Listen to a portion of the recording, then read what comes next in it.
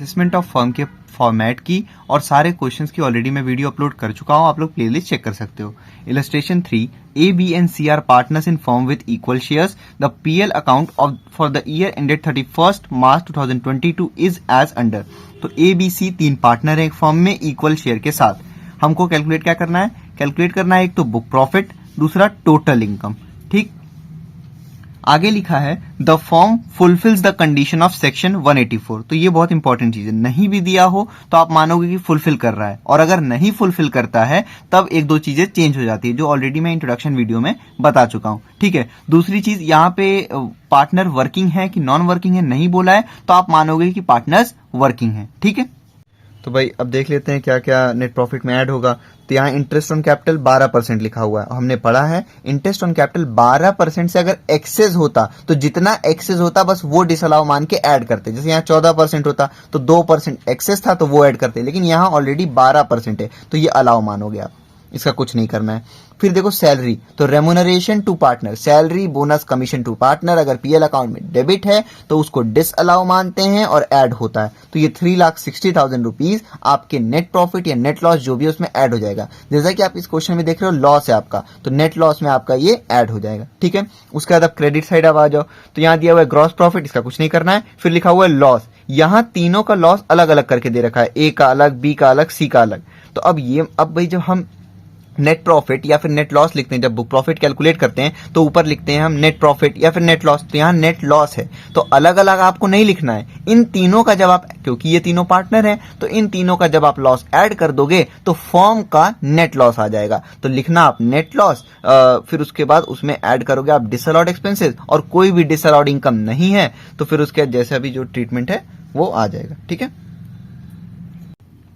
Solution देखते हैं illustration 3 का। सबसे पहले हमको बुक प्रॉफिट पूछा है, तो कंप्यूटेशन ऑफ बुक प्रॉफिट। अगर बुक प्रॉफिट ना भी पूछा होता, सीधे टोटल इनकम पूछता, तो भी हमको बुक प्रॉफिट पहले निकालना ही पड़ता। ठीक है, क्योंकि उसी की मदद से हम निकालते हैं टोटल इनकम। फिर उसके बाद फॉर द असेसमेंट ईयर 2022-2023, सबसे पहले हम क्या लेते हैं, नेट प्रॉफिट या नेट लॉस। आप लोग इस क्वेश्चन में नोट कर रहे होगे डेबिट साइड नेट प्रॉफिट ना लिख के क्रेडिट साइड में लिखा हुआ है लॉस। तो जब क्रेडिट साइड में लॉस दे रखा है तो हमको वही लेना पड़ेगा, नेट लॉस। अब यहां पे इस क्वेश्चन में आप नोट कर रहे हो कि लॉस जो है एक साथ नहीं लिखा हुआ है, अलग अलग लिखा हुआ है। ए का 1,25,000, बी का 1,25,000 और सी का भी 1,25,000। तो यहां तो हमको नेट लॉस किसका लिखना है, फर्म का। तो जब इन तीनों पार्टनर्स का आप लॉस को ऐड कर दोगे तब ये क्या आ जाएगा, तब ये आएगा फर्म का नेट लॉस जो कि हमको चाहिए। तो 1,25,000 को आप 3 बार ऐड कर दो, तो 1,25,000 को जब 3 बार ऐड करोगे तो ये आएगा 3,75,000। भाई समझ में आ गया ना, क्योंकि पर पार्टनर 3 पार्टनर है, हर पार्टनर का 1,25,000 रुपीज लॉस है, तीनों पार्टनर के लॉस को आपने ऐड कर दिया तो ये आ गया कंपनी का नेट लॉस। तो इस क्वेश्चन में नेट लॉस दे रखा था तो आपने हमको यही लेना है, नेट लॉस। ठीक है, अब नेट लॉस में जैसे हम उसके आगे करते हैं, ऐड करेंगे हम डिसअलाउड एक्सपेंसेस, वो खर्चे जो कि बिजनेस से रिलेटेड नहीं है फिर भी पीएल अकाउंट में डेबिटेड है। तो सबसे पहले लिखा interest on capital at the rate 12%, हमको पता है 12% तक अलाउ मानते हैं, उससे जितना एक्सेस रहता है बस वही लेते हैं। तो यहाँ 12% है तो अलाउ एग्जेम्प्ट कर दो यहाँ पे। ठीक है, उसके सैलरी, तो any remuneration to partner disallow होता है, तो सैलरी दे रखा है तो ये डिसअलाउ होगा। सैलरी टू ए को है आपका 1,20,000 रुपीज, बी को है 1,20,000 रुपीज और सी को भी है 1,20,000 रुपीज। इन तीनों को आप ऐड कर दो, यह आ गया 3,60,000 रुपीज सैलरी। ठीक है, और डेबिट साइड और कुछ नहीं दे रखा है, बस इसी को आप आउटर कॉलम में लिखो और ऐड कर लो 3,60,000 रुपीज।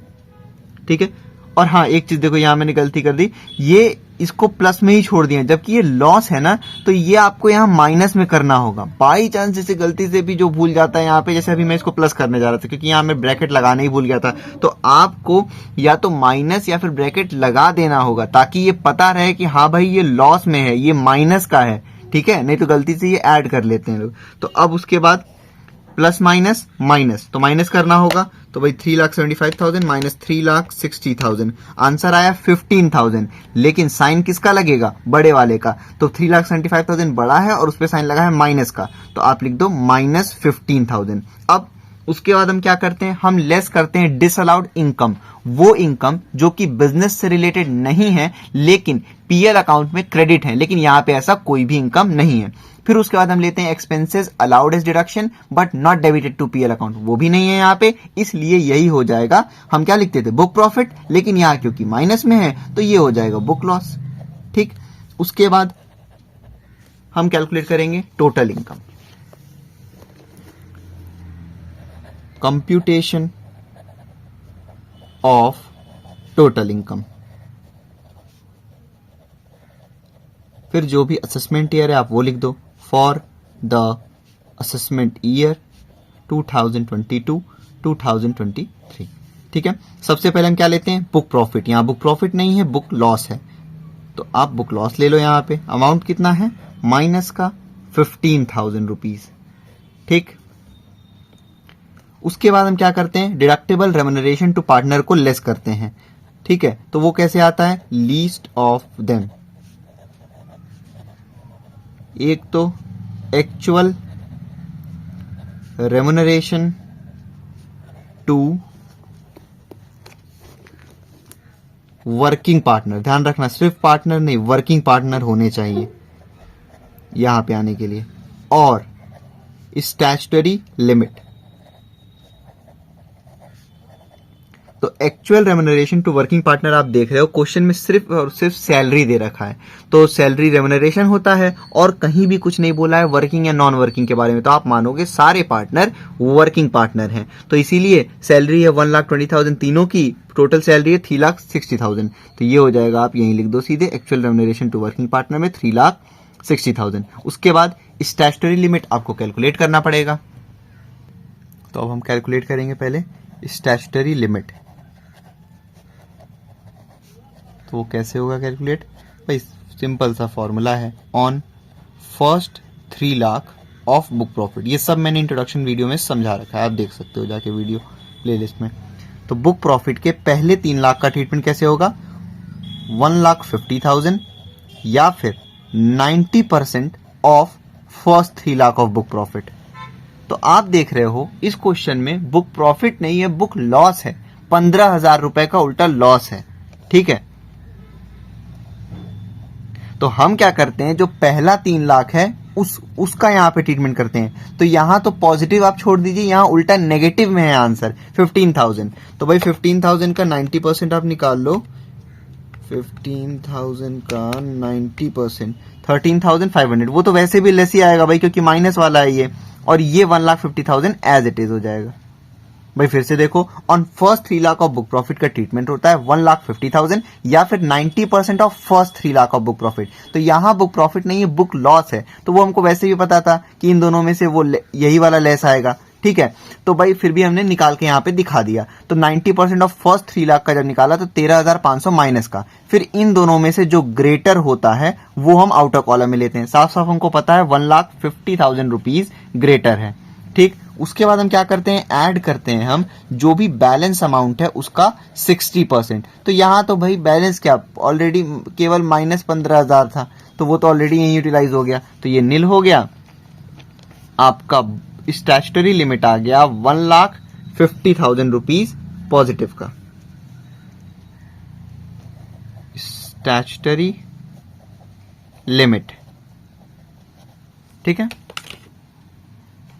अब यहां पे स्टैट्यूटरी लिमिट की आप वैल्यू पुट करो 1,50,000। इन दोनों में से जो भी लीस्ट अमाउंट होगा वही होता है रेम्यूनरेशन टू वर्किंग पार्टनर। तो इन दोनों में से लीस्ट कौन सा है भाई? साफ साफ हमको पता है ये वाला है।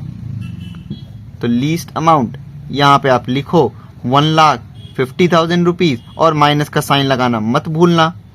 ठीक, अब हम अभी क्या करते थे? इससे पहले यहाँ बुक प्रॉफिट होता था, पॉजिटिव वाला होता था, उससे हम लेस करते थे, यहाँ बिजनेस इनकम आता था। यहाँ आप देख रहे हो बुक लॉस है और यहाँ माइनस करना है। ठीक है, तो भाई माइनस माइनस क्या होगा? भाई फॉर्मूला होता है ना मैथ्स का, तो माइनस माइनस प्लस। तो 1,50,000 प्लस 15,000 अमाउंट कितना आ गया? 65,000 रुपीज, ठीक। लेकिन रूल क्या कहता है, माइनस माइनस प्लस तो हो जाएगा, उनको आप ऐड तो कर दोगे, लेकिन साइन किसका, माइनस का ही रहेगा साइन, ठीक है। तो यहां पे ये लॉस क्या आया, बिजनेस लॉस अभी आया, ठीक। उसके बाद हम क्या करते हैं, ऐड करते हैं अदर इनकम। अगर कोई भी अदर हेड का इनकम क्वेश्चन में दे रखा है तो हम वो ले लेते हैं। जैसा कि आप देख रहे हो इस क्वेश्चन में नहीं दे रखा है तो नील हो गया। तो यही हो गया हमारा ग्रॉस टोटल। हम यहाँ क्या लिखते हैं, अब ग्रॉस टोटल इनकम लिखते, फिर उसमें से डिडक्शन लेस करते, तब आता टोटल इनकम। भाई ध्यान से समझना, यहाँ पे अदर इनकम ऐड करते हो तो जीटीआई आता है, लेस करते हो डिडक्शन, फिर टोटल इनकम आता है। जैसा कि आप देख रहे हो यहाँ पे तो ये ऑलरेडी लॉस है, तो यहाँ पे डिडक्शन होता भी तो क्या दे पाते, ठीक है। तो सीधे सीधे क्योंकि ये माइनस में है तो इसी को आप लिख दो, ये हो गया आपका फर्म लॉस, ठीक है। और ध्यान रखना एक चीज कि फर्म के लॉस के केस में कभी भी हम एलोकेशन ऑफ इनकम और टैक्सेबल लायबिलिटी नहीं बनाते हैं, ठीक है। दूसरी चीज, अब ये जो लॉस आया है ये आगे चल के कैरी फॉरवर्ड होता जाएगा और इनकम ऑफ द फर्म से ही, मतलब कि सारे इनकम से नहीं सेट ऑफ कर सकते हैं इसको कि पता चला सैलरी से लेस करने लगे आगे चल के।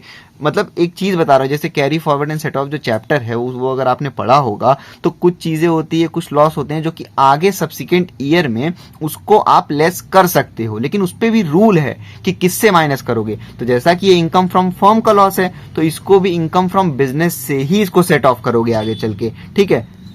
जैसा कि आप नोट्स में पढ़ पा रहे होगे, ये चीज लिख रखा है कि loss shall be carried forward and set of by the firm itself from the income of firm in the subsequent years.